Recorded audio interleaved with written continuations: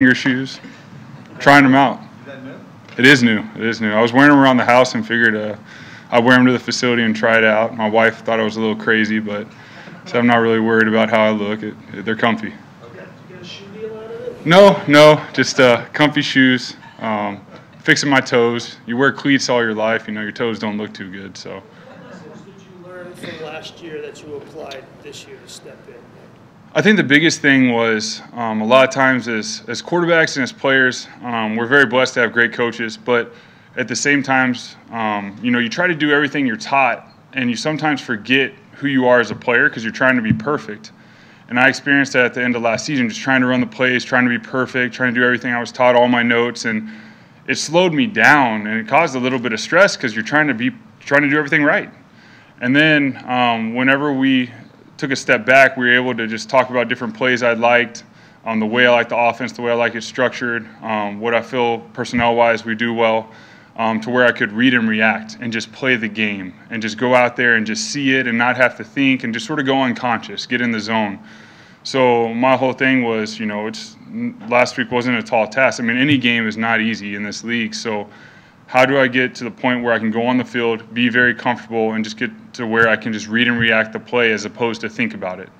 And, I thought the coaches did a great job with the game plan last week. Obviously, it was a unique week with everything going on, but we were able to go into the game, felt comfortable, all of us felt comfortable with everything, and we just went out there and we played ball. Didn't have to think too much, just had to play. I mean, obviously, there's a lot of thinking, but it was simple in my mind because I had seen it so much throughout my life, and I just went out there, read, react, play, trust my teammates. If it's not there, get the ball down. At times, let the play come to me. And, that's important, being in that role. I was just being who I am, just owning it. How important was it to get that ball out, like you said? It looked like they were really intent on not taking a sack. Yeah, I was just playing. It wasn't really a thought process. We had plays called. I know my reads. I know, I'm trying to see what their defense is doing, read and react, but, you just have to feel it sometimes. And getting the ball out, not allowing them to get sacked, because a sack gets you behind the chains. It also gives their D-line momentum, their team momentum, the fans momentum. And then if I can get the ball out, even if I get hit, it's a positive gain. We stay inside the chains, and we keep a rhythm to what we're doing. And a rhythm in football is very important. You've been both a starter and a backup during your career. How difficult is it to going from a backup who hasn't played in like 12 weeks to all of a sudden being the guy like in a big pressure, must-win game and everything like that? Yeah, it's not easy. It's not easy at all.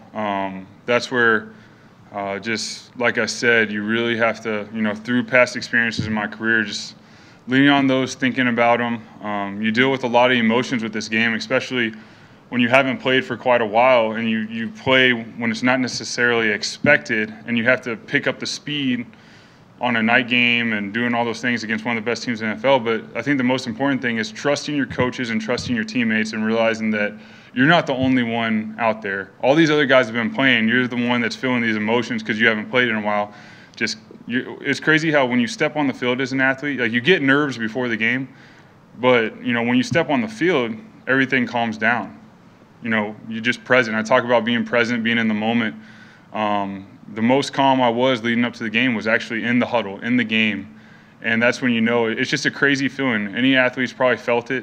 And that's where, you trust your teammates, you let them make plays, and it's a team sport.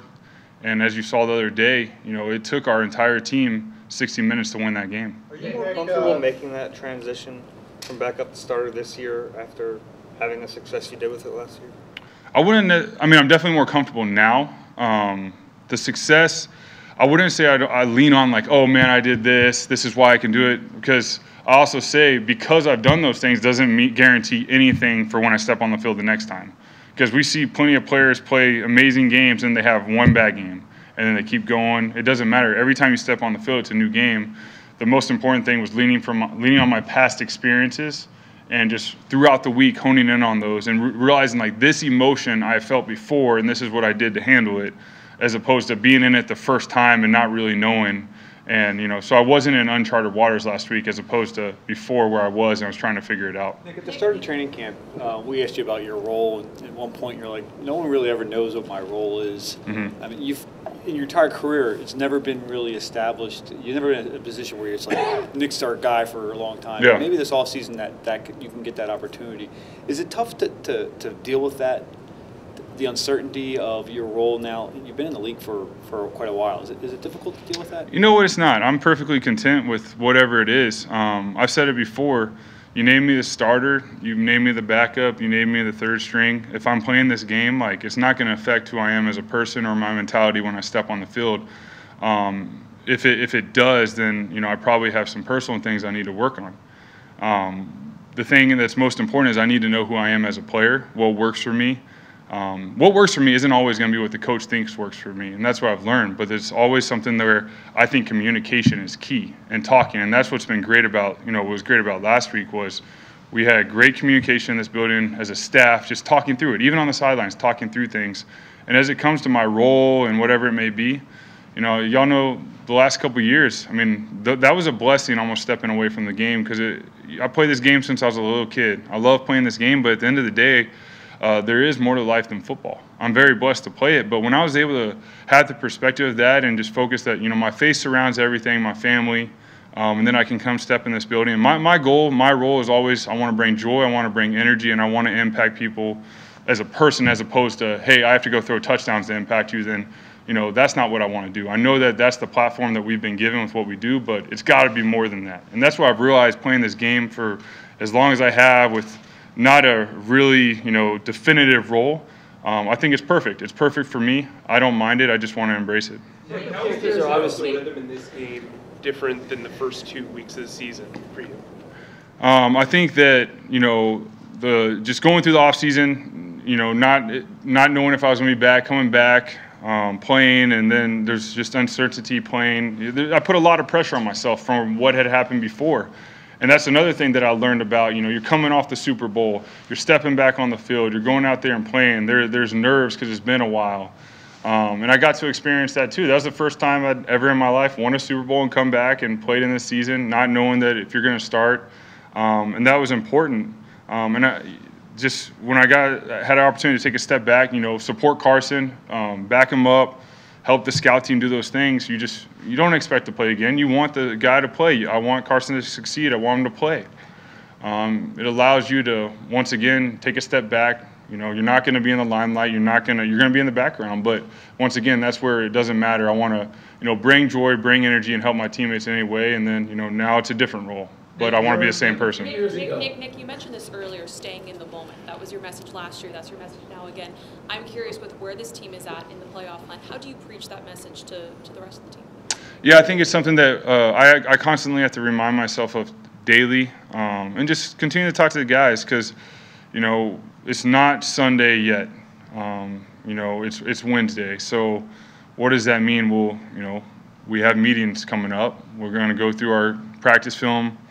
We're going to, study more game film and then just be in the present and then do what you got to do when you leave here. When I leave here, I go home and I'm with my family. I don't take football home. I get all my work done here. I come in the morning. I get it done before because when I get home, I don't want to bring it out. I want to just focus on them because I know I'm a better player if I do that. So it's just being present because if you can be present, everything has a lot more meaning and it alleviates a lot of anxiety that you deal with. And if we can step on the field, stress-free, anxiety-free, with a lot of energy, it gives us a great chance to win. And then we put the X's and O's in that, we're in a good position. It has been obviously a long time from week 2. And just as you're back playing, Doug has felt the need to scale back because of the 2 long road trips, preparation-wise, at least on field. How does that affect you now that you probably need that practice time more than some of the other guys? Yeah, I think the big thing was just, playing with the scout team, practicing with them. I'm going against our starting defense every day. It might not be our offense, but there's still schematically some things that are different, even if it's carded.